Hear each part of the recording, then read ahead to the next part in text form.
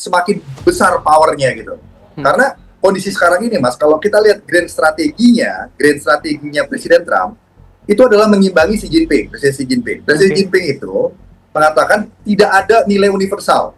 Masing-masing bangsa negara itu mempunyai nilai masing-masing. Jadi siapa yang kuat, dialah yang akan bisa men-shaping apa yang menjadi nilai universal gitu loh. Akhirnya ke sana.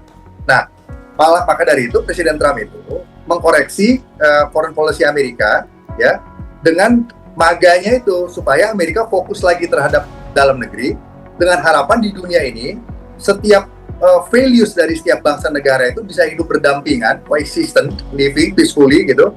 Persian, Arab, Yahudi, atau Amerika dengan mewakili nilai Barat, China mewakili nilai Timur, hidup berdampingan. Gitu. Nah, sementara Amerika mau mencoba menarik diri menjadi polisi dunia, menjadi global stabilizer yang selama ini sudah menjadi legasinya Amerika sejak Perang Dunia Kedua. Nah, Amerika mau cabut gitu loh. Nah, sampai menggunakan cara-cara yang bully, minta supaya NATO yang sekarang handle. Minta supaya negara Gulf Country Council bersama Israel ikut berperang gitu di Timur Tengah untuk melawan Iran misalnya. Kita balik ya logikanya ya. Atau negara-negara Indo-Pasifik ikut mengimbangi rising China gitu. Nah, semuanya ini apa sih bottom line-nya, Mas? Bottom line-nya itu terjadi perubahan sistemik dari superpower itu sendiri. Jadi kalau superpower itu mengadakan perubahan yang sistemik terhadap dirinya sendiri, pasti impact-nya global gitu loh.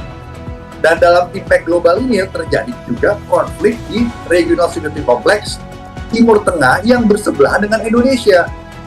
Kita ingat ada berapa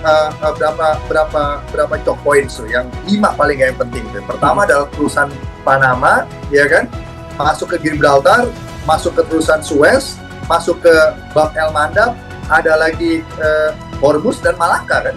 Itu yang penting-penting kan. Ada memang di Spanyol, di Denmark gitu. Tapi kan ini yang penting gitu. Nah, ini berdampingan gitu loh. Jadi konflik di Timur Tengah ini sangat rentan untuk melebar ke Indonesia. Jadi Indonesia harus siap dengan berbagai kemungkinan gitu loh. Dan Amerika juga sekarang harus bersiap dengan berbagai kemungkinan. Atau dikenal dengan militernya ya, range of military operation. Mereka harus siap.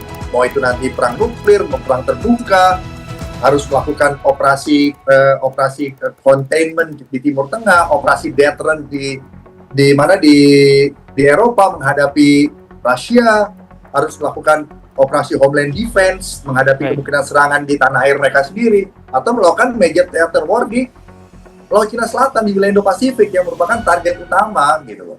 Nah, jadi ini Indonesia harus menjadi apa, Mas? Harus shifting, jangan lagi hanya menjadi rule taker gitu loh. Jangan menjadi non taker, harus menjadi rule sharper gitu. Rule sharper gitu loh. Jadi shaper dan sharper, bukan hanya shaper tapi sharper gitu. Dan ini kita harus meningkatkan komunikasi kita dengan semua aktor, baik itu negara Global South, Global North, ya, negara Timur Tengah, gitu. Itu yang diperlukan gitu. Makanya harus ada soliditas yang kuat, kepercayaan yang kuat antara government dengan rakyat Indonesia, antara rakyat Indonesia dengan government. Itu kuncinya tuh. Karena Hans Morgenthau mengatakan foreign policy is nothing but apa?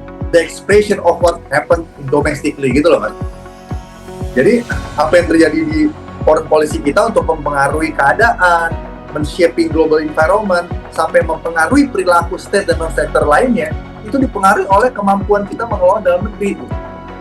Itu poinnya itu dari government, dari kepercayaan publik kepada pemerintah, dari bagaimana mencapai sasaran-sasaran pemerintah terpilih, sampai stabilitas ekonomi, ketahanan nasional, energi, dan seluruh aspek